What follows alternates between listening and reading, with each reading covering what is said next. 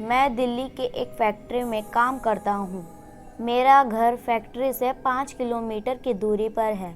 मेरे पास एक साइकिल है जिससे मैं अपने घर से फैक्ट्री और फैक्ट्री से घर आता जाता हूँ।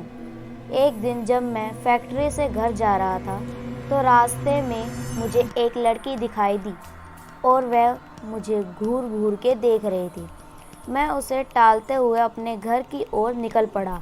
दूसरे दिन फिर वही लड़की मुझे उसी जगह पर दिखाई दी और वह मुझे फिर से घूरने लगी।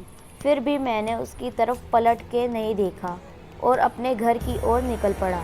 मैं उसके पास रुका भी नहीं क्योंकि मुझे उस लड़की से डर लग रहा था।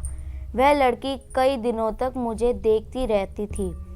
एक दिन वह लड़की वहाँ पर नहीं दिखाई दी तो मैं सोच में पड़ गया, ऐसा क्या हुआ जो वह लड़की आज नहीं आई। फिर मैं अपने घर की तरफ निकल पड़ा। एक हफ्ते बाद मेरे घर पर एक चिट्ठी आई और मुझे पता चल गया था कि यह चिट्ठी उसकी ही है। उसमें उसका नाम प्रीति लिखा हुआ था और उसमें से एक फ़ोटो निकली थी जो कि उसी लड़की की थी। मैं चौंक गया कि उसे मेरा पता कैसे चला। उस चिट्ठी में लिखा हुआ था कि कल जब फैक्ट्री से निकलो तो जहाँ पर मैं खड़ी रहती हूँ वहाँ पर मेरा इंतज़ार करना। उसके दूसरे दिन मैं वहाँ पर पहुँच गया तो वह लड़की वहाँ पर नहीं खड़ी थी।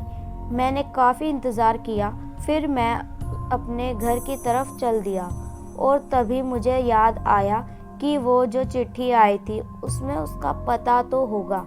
फिर मैं उसका पता पढ़कर उसके पते के अनुसार मैं उसके घर मिलने के लिए गया। दरवाज़ा खोलते ही एक आदमी आया और बोला कि क्या काम है।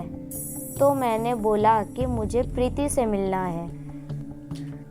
तो उस आदमी ने बोला कि मैं उसका पापा हूँ और प्रीति को मरे हुए 2 महीने हो चुके हैं। मेरे हाथ पाँव कांपने लगे और सोच में पड़ गया कि वह लड़की जो मुझे रास्ते में मिली थी और जिसने मुझे चिट्ठी भेजी थी वह कौन होगी। मुझे लगा कि वह उसकी आत्मा होगी। तभी प्रीति के पापा ने मुझे दिखाया कि देख लो, उसकी तस्वीर पर माला पड़ा हुआ था। तभी मैं भागकर अपने घर पहुंचा।